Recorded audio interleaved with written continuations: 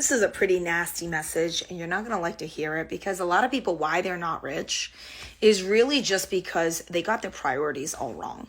Instead of investing for their future, they're taking that money today and they're buying Nike shoes, they're buying the newest iPhones, they're buying these expensive trips that they can't afford relative to their income, they're buying hair products, salon services, nail services, cars that they can't afford, rent that they shouldn't be renting, they should be getting roommates. They want to live that lifestyle, but they don't have the capability to do it, pretty much. You see, there's nothing wrong with looking rich. There's nothing wrong with expensive lifestyle. There's nothing wrong with enjoying life. But when your enjoyment start borrowing your future, that's a problem. Their priorities from a financial perspective are all wrong. This is the person that walks up into the club on weekends and spends money buying drinks, wears Louboutin shoes, wears fancy Gucci belts, drives up in a leased vehicle and tries to flex when they're earning more or less minimum wage. This is that person. This is why they're never going to become rich. This is why they're trapped in the poverty cycle, and it's just going to continue because they are living a lifestyle that they really should not be living. And it's purely just down to their desire to be validated by external forces. They want other people to deem them attractive, to find them attractive, and this is very common, whether it's a man or a woman. They are following the traditional methods. So a guy's got to have the right shoes, the right wallet brand, the right car brand. The woman's got to have the right purse brand, the good looking hair, the nails done. All of these things are expensive to do, which is why you see a lot of millionaires that walk around pretty inconspicuous. You would not know that they're a millionaire because they're not wearing designer labels. People often choose applause with their spending, but real wealth is built quietly. If you really want financial freedom, let your money work for you, not your audience. Don't spend to get social validation, because that's only going to kill your financial future. To flex in front of your face. They're not trying to put all their money on a freaking catwalk for you to see. They're actually living quietly, richly. A lot of millionaires don't look like millionaires on the front. You'd be shocked, but they're millionaires. Yeah, I know, because I'm a secret millionaire.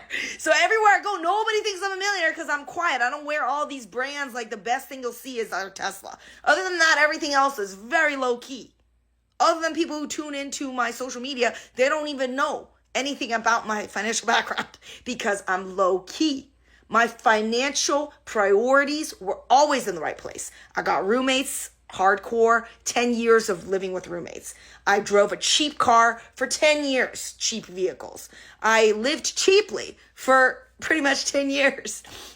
I was doing all these things in a span of 10 years to set myself up for millionairedom. My financial priorities were in the right place. I was not trying hard to flex to impress random people off the street. And that's why I have money that I was able to invest into real estate, into crypto, into stocks, into equities, into my businesses. And now those things are paying for my spending. Materialism is freaking killing your finances. It's time to wake the hell on up and start waking up to the fact that you are being leveraged by all these major brands to make you broke. That's the thing. Wealth and success aren't free. She stayed with roommates, drove a cheap car for 10 years, and it paid off. Sometimes you have to give us comfort now to enjoy a financial future later on. Okay, you're going to want to hear this because I just asked ChatGPT if I wanted to keep somebody broke forever while making them think they were doing everything right, what system would I put them in? Like, how do you trap somebody financially without them even realizing it? First thing it said was force them into a system where they trade time for money. Teach them that a good job is the only way to succeed and never teach them how to own assets that pay them. Number 2, condition them to believe that working harder equals more money. Make sure they never question why their boss makes 10 times more than they do while working the same hours or less.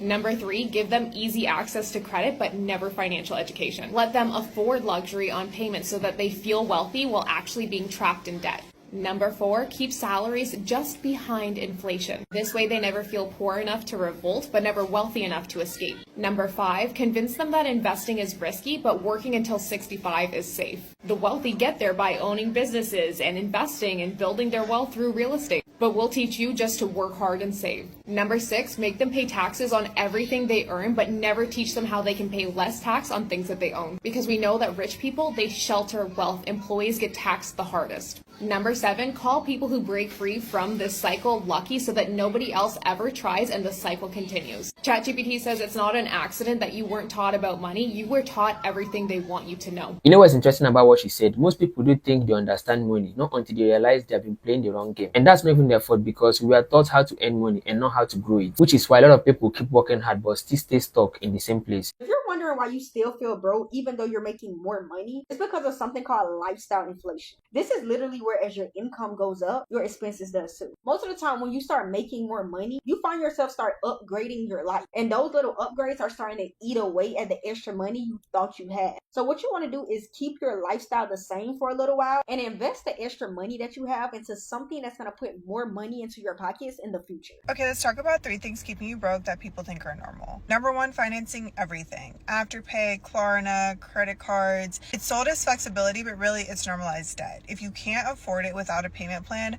maybe you should reconsider. And those monthly and future payments, they just steal from your future income before you even earn it. Number 2, and I feel like a lot of people are guilty of this, is lifestyle creep. Every time you get a raise or a bonus, you upgrade the car, the wardrobe, the closet, the apartment, and that is a fast track to staying broke even if you're making 6 figures. Real wealth doesn't come from spending more as you earn more. It's about keeping your expenses steady and then stacking the difference. Yes, you're going to want to upgrade your life, but do it in increments, do it strategically, do it intentionally, and don't be such in a rush too. Number 3, taking everyone's advice just because it's family or close friends. Sometimes even with the best intentions, they don't actually know what's best for you financially. Typically, it's not their fault. They're going off what they know, and maybe growing up, they weren't given the proper knowledge or resources. Breaking cycles and building generational wealth often means going against the grain. And yes, sometimes being misunderstood, but don't let familiar voices keep you in familiar patterns. Broke habits can look normal because everyone around you is doing them. Truth of the matter is, broke habits and broke mindsets don't build wealth. And that's why financial growth is not all about making money. It's about managing it and knowing who to listen to. Not everyone giving you advice has a result that you should copy. So here's the 3 reasons I think people are and continue to stay broke. Number 1 is lack of financial literacy. Simple things like understanding what compounding interest is, understanding how to invest your money at a 5% return instead of a 1% return. All those over a lifetime will make a massive difference in the amount of money that you're able to make, save, and earn through your investments. But unfortunately, society doesn't teach us financial literacy. 2 is people being soft. Let's keep it real. Too many people want something for nothing. Nobody's willing to go out there and put the work in and fail and be miserable to get the life and have the success that they want to have. Unfortunately, the culture is raising people in a soft society. And number 3 is your mindset. Society teaches us all the things that we cannot do and how we should not pursue our dreams and goals. They tell us not to go after our dreams. They tell us to go to college, get a degree, get a good job, put money into an IRA. Unfortunately, that is not going to get you to where you want to go. The old system is broken. All these points really show the same truth, that wealth isn't about showing off. It's about understanding money and having the right mindset. You have to be willing to make sacrifices, live below your means, avoid bad advice, and actually learn how money works. Most people stay stuck because they are stuck to their habits and never have the time to get financially literate. Financial freedom comes when you control your money, not the other way around. Thank you so much for watching today, and if you get anything from this video, please give it a thumbs up and tell me what you think about enjoying life in the comments. And if you want to see more videos about free talks on finance, subscribe now and turn on your notifications. I hope to see you in my next video.